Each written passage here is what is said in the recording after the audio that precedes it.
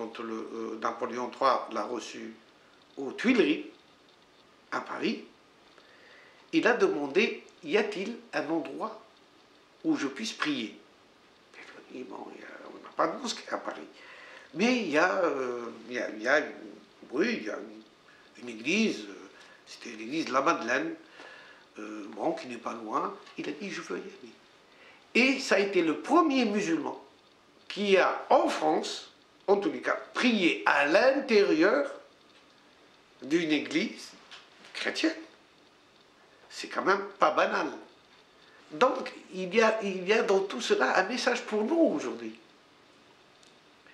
Quand on sait qu'aujourd'hui, à quelle situation on est, on a reculé quand même par rapport à ces êtres d'exception qui sont venus nous apporter une clé de lecture, un moyen de pouvoir tisser les liens entre nous et voir autrement le rapport à l'autre, le rapport à cette altérité qui fait partie de nous-mêmes.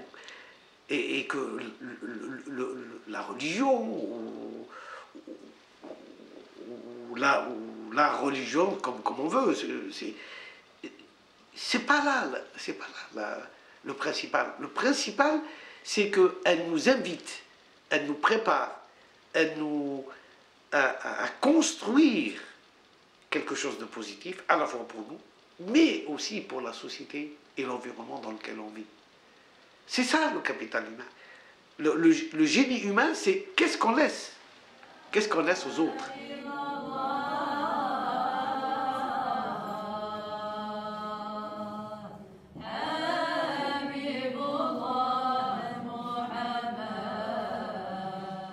L'hôte est sacré.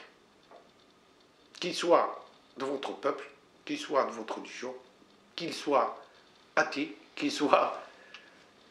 Et ça, par exemple, nous l'appliquons jusqu'à aujourd'hui dans toutes les zaouïas, par exemple, là où il y a des soufis. Il ne faut pas dire à quelqu'un, vous n'êtes pas musulman, vous ne pouvez pas rentrer. Ça, c'est impossible. La demeure de Dieu est ouverte à toutes ses créatures.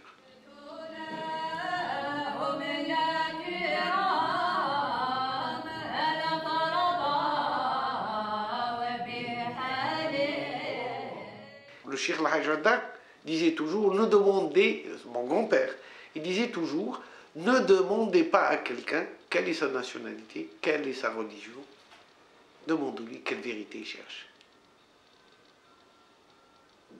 Donc, c'est tout. Vous êtes là, quelle vérité vous cherchez, à vous de la trouver. C'est des lieux thérapeutiques, je dirais, qui permettent aux hommes de souffler. Et de dire, tiens, il y a une fenêtre quelque part, sur ce ciel sombre, souvent, qui est la vie, de pouvoir un petit peu voir un rayon, une relation avec l'ineffable, avec l'éternité, avec quelque chose qui ne change pas, qui n'est ni du passé, ni du présent, ni du futur. Elle est là, c'est tout. Et ces oasis, on rend grâce à ces maîtres qui ont pu géographiquement matérialiser cela. Cette aide à l'autre. Même après la mort, ben, vous rentrez dans ces lieux, vous ressentez la paix. Pourquoi? On ne sait pas. Mais il y a une odeur de paix. Et puis personne ne vous dit, bon, priez comme ceci, ou vers le sud, ou vers le nord, ou vers l'est, ou l'ouest, priez. C'est à vous. C'est à vous d'être ce que vous êtes. Donc, c'est quand même des oasis que nous devons protéger.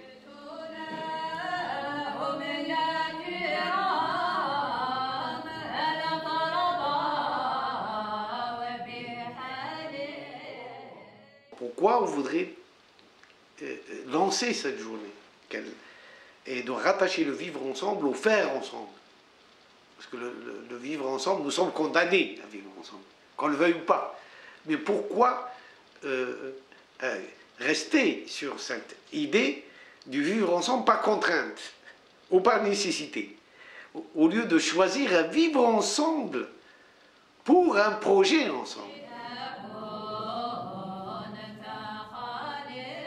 Et si cette humanité n'est pas accompagnée par une réflexion profonde, une sagesse, à aller chercher dans ce terroir, dans cet héritage, des sagesses qui lui permettent de retravailler sur un système de solidarité, un système qui puisse élever la conscience de l'homme de cet individualisme, de cet égoïsme, de chacun pour soi, et d'amener une philosophie humaniste qui réconcilierait les humains entre eux et les familles religieuses dans leur diversité, sans pour autant créer une nouvelle religion, mais au contraire, garder cette diversité, parce que cette diversité, c'est des miroirs, c'est des couleurs différentes, c'est comme dans la nature. Si on n'avait que des roses, on n'apprécierait pas. Mais le chardon a sa place aussi.